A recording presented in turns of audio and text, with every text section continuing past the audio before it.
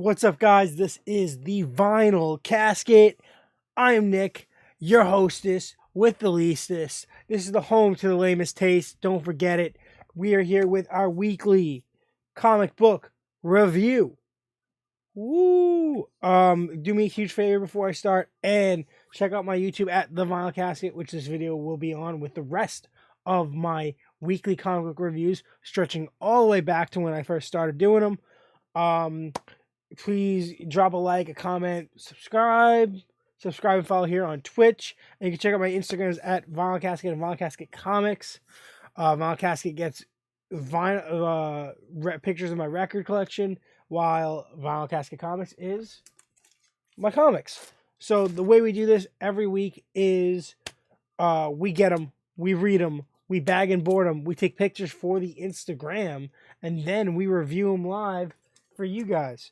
So we're going to start off by taking a sip of water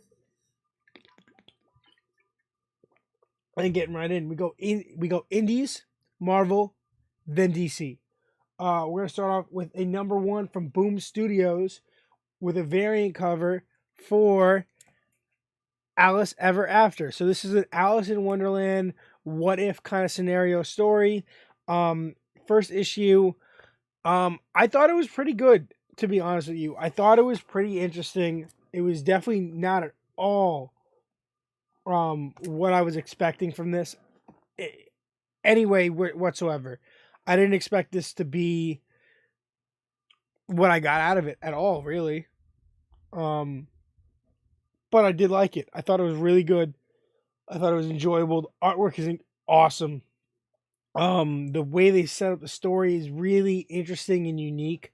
I think my favorite part about it is that Alice is a drug addict, and the way she travels to Wonderland is by basically overdosing on these pills. She sends herself to Wonderland, and she's like a fully grown adult now, and people look down on her, and her family hates her, and a whole bunch of stuff. It's very interesting. The parallels still exist between the regular world and Wonderland, and you have a bunch of like serious events happening. I really like how it's narrated by the cats. Yeah, I seriously do really like this book. I'm gonna give it out of 10. We rank them out of 10. I'm gonna give it a solid. I'm gonna give it a solid 7 for a first issue.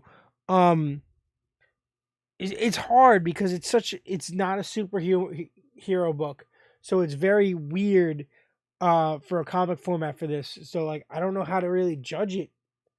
Then we move on to Image Comics with Radiant Red. This is issue 2, right? Yes, issue 2 of 6 of 5. Issue 2 of 5. This is a miniseries stemming out of the Radiant Black universe, with Radiant Red, one of the multiple Radiants. In that universe, we also have Infernal Girl Red and Rogue Sun. And the event that spawned out of it, which was Supermassive. We also have Lucky Dead coming soon. This is solid. Artwork is pretty solid. I think the artwork here felt better. I know it's pretty similar to the first issue, but it felt better, in my opinion, than the first issue. I like the storyline. I'm pretty sure that this takes place after the events of her putting Nathan in a coma, but I think this might be before the big team up between all the different colored radiants. So that's where I think this is set. And was it Shift? Shift is there. This guy we've been seeing in all the different books, the Radiant books, the guy with that shaking and wearing green. We're seeing him. He's like a big bad villain. Really excited to see where this goes with her getting this offer to work with these villains. Very interesting. Very interesting. I'm gonna give this a 8 out of 10. It was pretty. You know what? 7.5 out of 10. We move on to Marvel with an issue 1 with a Scotty Young cover. If you don't know, I love Scotty Young covers. We got issue 1 of Marauders, and unfortunately, I did read the last series of Marauders that just came out, which is basically a continuation in this series. Just they rearranged the team, so the only continuing members are Kitty Pryde, Kate Pryde, and Bishop, right? And then everybody else is new, right? Who is? Yeah, everybody else is new. You got two members of X Factor, Tempo, who was part of Secret X-Men, and Psylocke, which was part of Hellions. And then a new character that I don't really know that much about. We also get the reintroduction of Cassandra Nova, which is the crazy person that is Professor X's sister. Really cool Scotty Young cover. I did not like the internal artwork. I might get roasted for that. I did not like it. It was not what I liked. I hated the way they drew Kate. I love Shadowcat. I love Kitty Pryde. I hated the way they drew her. I'm kind of upset that Nightcrawler has his own thing coming with Legion of X. Because I would love to see Nightcrawler on this team with her on this giant spaceship boat, running around. I would love to see Nightcrawler with her, because they have such a really cool relationship. Um, yeah, but they go into space to deal with the Shi'ar, which we already dealt with Secret X-Men, which is kind of wiped from everyone's mind, so it didn't even happen. So we're getting this, and we're getting this like the first to bleed or whatever, which is like the first mutants to ever exist, and I don't know, some really weird stuff they sent out of the annual that I didn't read. So the series ended, they put out an annual, and they restarted the series. I love Daken, I love Psylocke, I like Aura, I love Bishop, I like Kitty Pryde, Tempo's pretty cool. It just the art style just didn't get me, and the story was kind of boring. So I'm probably not going to pick up issue 2. I'm going to give this like a 5 out of 10. 5.5. Like, it was cool, but for a series that really blew the socks off of me is issue 3 of She-Hulk, written by Rainbow Rowell. Awesome A covers. I'm only collecting the A covers right now from her, from the series. I'm pretty sure that there's some cool variants that came out this week, which I'm sad that I didn't get, but I do really like the matching set of A covers, all in this art style. That's what I love. I love when I can get a set of covers for a series where they all match. They're all like the same theme, and they match, and they're connected, and they feel like a set. This book continues the storyline with Jack of Hearts, figuring out what happened to him, who he is, how he's changed, how his powers have changed. We also get some lawyer stuff with She-Hulk becoming a lawyer again. The Thing needs her help. Quicksilver got a speeding ticket. That was the funniest part of this issue. She calls Hellcat, and Hellcat is, I didn't know this, is dating Tony Stark, which is weird. That's very strange. But yeah, I liked this book a lot. I love the art style. I love the pacing. I love the humor. I love the character development you're getting from multiple characters, not just She-Hulk. And I like it. I'm really enjoying it. It's a fun, awesome read. This gets an 8 out of 10, maybe even an 8.5 on the right day. We move on to issue 10 with a variant cover for Moon Knight. This book just keeps on killing it. This series is phenomenal. Phenomenal. Amazing. I love it. It's so good. It's so good. It's just so good. Yeah, there's nothing else I can really say besides it being that good. Artwork is incredible. Fight scenes are great. The way Mark Spector, Moon Knight, is kind of depicted and being developed, and building this team of his, and building his hands, his fists. I'm loving it. We're getting a really deep, dark experience. He's ready to go off. Like, I can't wait for him to take on Zodiac. This is a 9 out of 10 every week, bro. Um, we move on to the last issue of Devil's Reign, 6 of 6. I got all the A covers with the matching borders. I liked everything that was wrapped up in this book. I really did. I'm kind of confused why we're getting a Omega, because I feel like, excuse me, everything kind of was wrapped up in here. But whatever. I'm still debating whether I'm gonna get the new Daredevil ongoing starting at issue 1. I might. I probably will. There's probably gonna be a Scotty Young cover, so I probably will. But this was awesome. I really did like this. So the way it worked out, right, is you have all these different storylines kind of wrapped up. Luke Cage becomes mayor. Fisk gets taken care of, and he pays for killing Matt's brother, who was pretending to be Matt. Leaves his son in charge as the new Kingpin, but his son was best friends with Mike, who was pretending to be Matt. Mike was pretending to be Matt. Mike is Daredevil's brother. Matt is Daredevil. So Mike got killed, not knowing that his brother was Daredevil.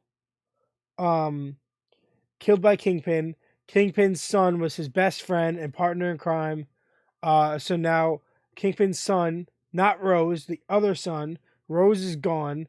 The other son is now in charge, left in charge of like New York City as the Kingpin, while him and his wife, his new wife, go on a boat somewhere. Daredevil and Elektra, both being Daredevil, have agreed to start the Fist to take on the Hand. Said Luke Cage. Oh, we get a really cool, all over the place action scene with all the different characters fighting, kind of like in Civil War-esque era. I like that. Captain America fighting U.S. agent who's being controlled by Purple Man and screaming, "You're not like that." That was really cool. The Purple Man thing getting resolved was really cool. We got to see Purple Man's son beat the crap out of his dad with the help of Luke Cage. Just trying to think of what else. A lot happened in this book really quickly. It was a fun read. It was a really fun read.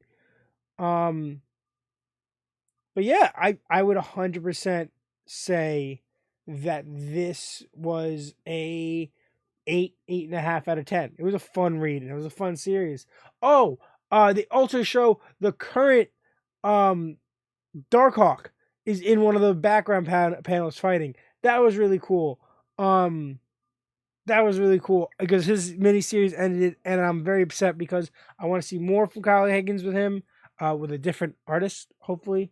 But really like that. Really like this. 8.5 out of 10. We're gonna move on to DC for 2 books. We got issue 1 of Batman Beyond Neo Year 1. This is the cardstock cover, pretty solid. I liked it a lot. Yeah, this was really cool. This was a fun book. The only I do have some issues with it. It's not breaking that 8. It's not even breaking 7.5. So story's cool, artwork was really good, but my issue is, as someone who was reading the tail end of the last Batman Beyond series that ended going into Dark Knight's Death Metal, which rebooted the whole DC universe into Infinite Frontier after they did Future State. They got rid of this series, right? And then we were like, okay, what's going on? Then in Batman Urban Legends, which is a multi-story Batman book that gives you 3 to 4, sometimes 5 stories a month about Batman-related characters. We got a Batman Beyond story. That Batman Beyond story basically told us about how this virus took over the Batcomputer and killed Bruce Wayne and then took over Gotham, and now Gotham is ran by this program that's in the Batcave, right? The Gotham City's now alive. And it references that whole storyline from Urban Legends in this religiously. It is the whole premise for this series. Um, and now there's a character that's taken over Wayne Industries, and he's some kind of the holographic man, kind of corny. I'm just mad because we got so much progress in the last Batman Beyond series with Dick Grayson and Damian Wayne and um, Dick Grayson's daughter becoming Batwoman. So like that just happened, and we had like a kid that was like Robin, but not whatever. All gone. It seems like it's all thrown out the window. The Booster Gold stuff we got at the end, gone. Everything's out the window. I'm really upset because that was what I wanted to see. I enjoyed the story from uh, Urban Legends, but I assumed in that it was just a side story that was going to put him without Bruce on his own, but he still had everyone left from the last series. But no, it doesn't seem like anyone's there. I'm really upset. Kind of annoyed, especially because someone's taking over Wayne Industries, but we established in the last series that Damian Wayne exists as leader of the League of Assassins. Why can't? But he's still on this. But he's still good. Like he's still a good guy, still a hero, whatever. Why is he not taking over Wayne Industries? If he doesn't get introduced into this book to compete for Wayne Industries, I'm gonna be pissed. You know, if Dick Grayson, Dick Grayson's alive in this world. He's the son of Bruce Wayne. Tim Drake. Uh, Jason Todd. Terry McGinnis. Damian Wayne. All these people are adopted or genetic sons or clones of Bruce Wayne. They have direct inheritance of the company. What?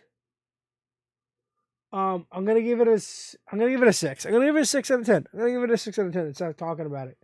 Because I talked about it way too much. Batman 122 cardstock cover, just like that was a cardstock cover. This is a cardstock cover. Kind of looks like a jock cover, but it's not. It's Del Toro. Delato. It's Delato. Really like this issue. So this is the first part after the alpha of Shadow War. Awesome storyline. Artwork here is incredible. The Deathstroke stuff, the Robin stuff, everything going on here. The Ravager stuff, really cool. I like this. It feels like an event. It's not like that War for Earth 3. This feels like an event. Williamson is really hitting it on the head, hitting the nail on the head. This is a really good story, really good jumping on point. If you want to get the alpha and you hop in this event is for you. 8 out of 10. Awesome book. And that is my picks for the week. Solicitations from Marvel, finally got those for the next couple of months. Not getting this garbage. I didn't even read the Batman one with Fortnite, especially now. This is a Fortnite and they got rid of the building and everything. So like having Spider-Man, like what's the point? That being said, I'm Nick. This is the Vinyl Casket, home to the lamest taste. Do me a major favor and please check out my channels and everything. Like, comment, subscribe, follow, whatever you gotta do. Check out my Instagram for uploads and mini reviews on these books coming real soon. And remember to do me a huge favor and stay lame.